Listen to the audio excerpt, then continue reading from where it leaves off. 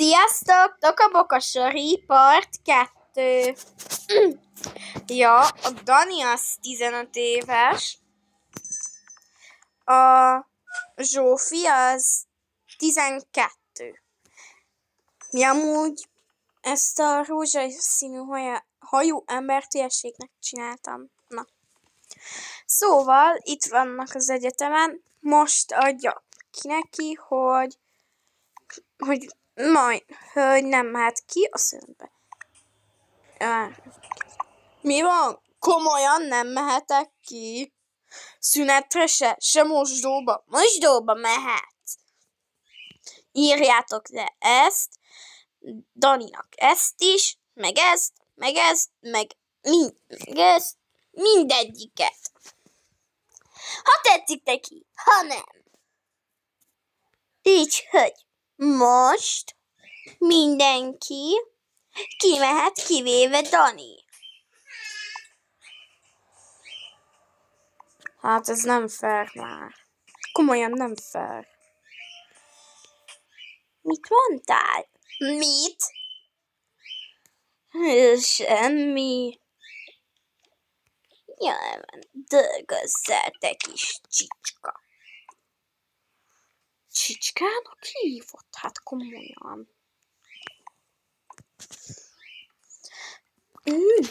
Már. Közben a Zsófi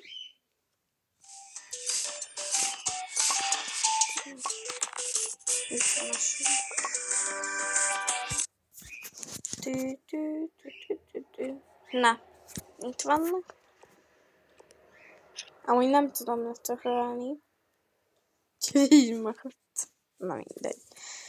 Jaj, gyerekek, vége az órának, mehettek ki. Jaj. Végre. Hát, úgy utálom azt a lányt. Hallod?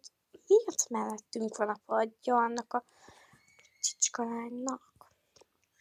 Honnan tudjam? De neki előbb vége van a suliba, úgyhogy sulinak, na.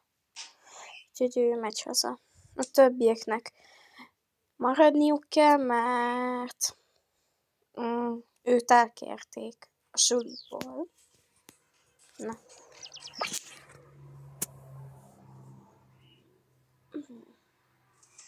Amúgy bocsika a háttérzajért, csak ugye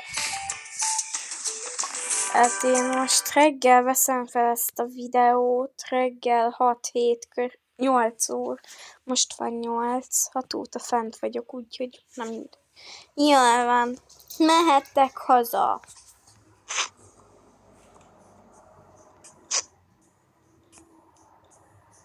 Amúgy nincs ebben semmi. Úgy ezt elveszem, hogy legyen.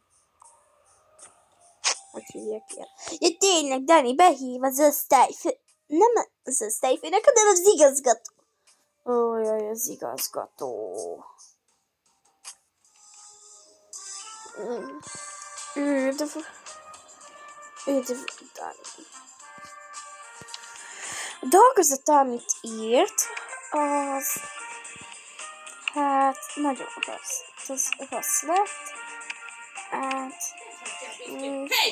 3-as lett. Nem engedtem ja, meg. Na, ennyi is lett volna. Puszi!